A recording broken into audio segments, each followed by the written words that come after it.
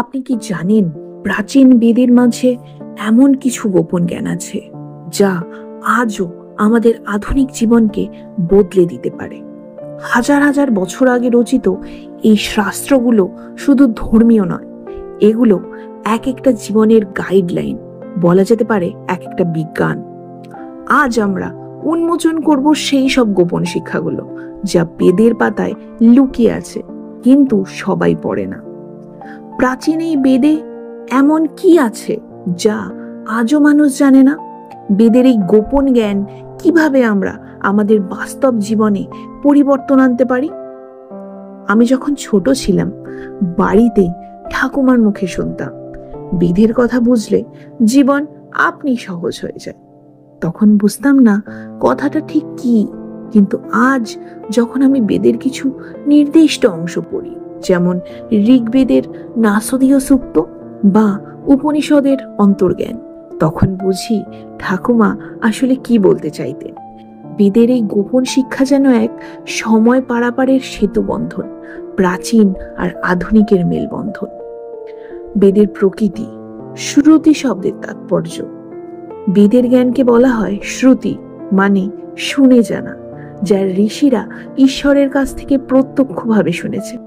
এই শিক্ষাগুলো রেকর্ড করার বহু আগে মুখে মুখে প্রচলিত ছিল।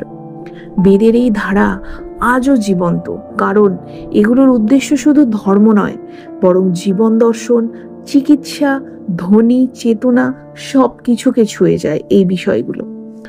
গোপন জ্ঞান তথা অন্তর্জ্ঞান ও আত্মার ধারণা। উপনিষদের ভেতরে যেগুলো সবচেয়ে গোপন শিক্ষা, তার মধ্যে প্রধান বলা যেতে পারে আত্মাই ব্রহ্ম, মানে তুমি আর ব্রহ্ম এক।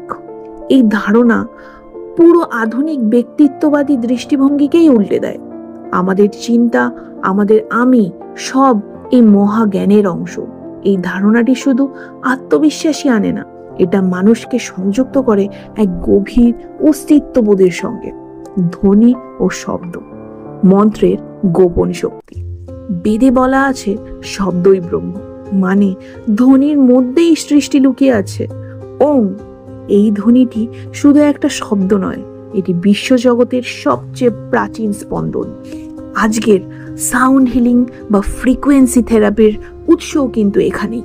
বিজ্ঞান আজ যা ব্যাখ্যা করতে শুরু করেছে, বেদ তা কিন্তু আজ থেকে হাজার বছর আগেই করে গেছে, আগেই বলেছে।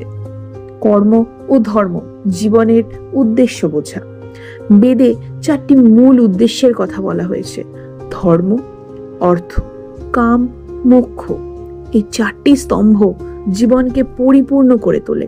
আমাদের কর্মের মাধ্যমে যদি ধর্মকে অনুসরণ করি, তাহলে জীবন শুধু সফল নয়, তাৎপর্যপূর্ণ হয়ে ওঠে। আধুনিক জীবনে বেদের প্রয়োগ।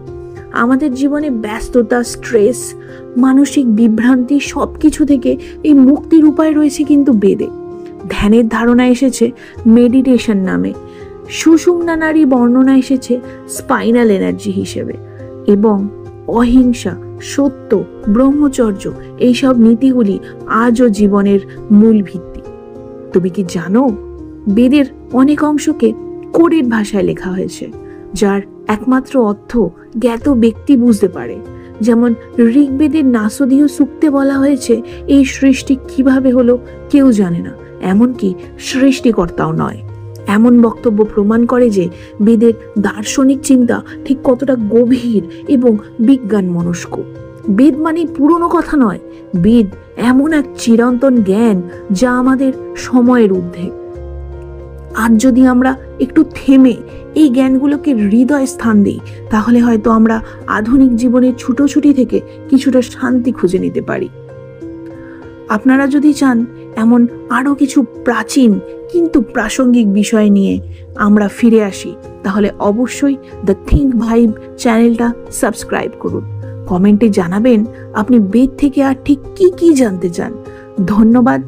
আপনি ছিলেন বেদের এই ভ্রমণে আমাদের অত্যন্ত গুরুত্বপূর্ণ সঙ্গী। নমস্কার।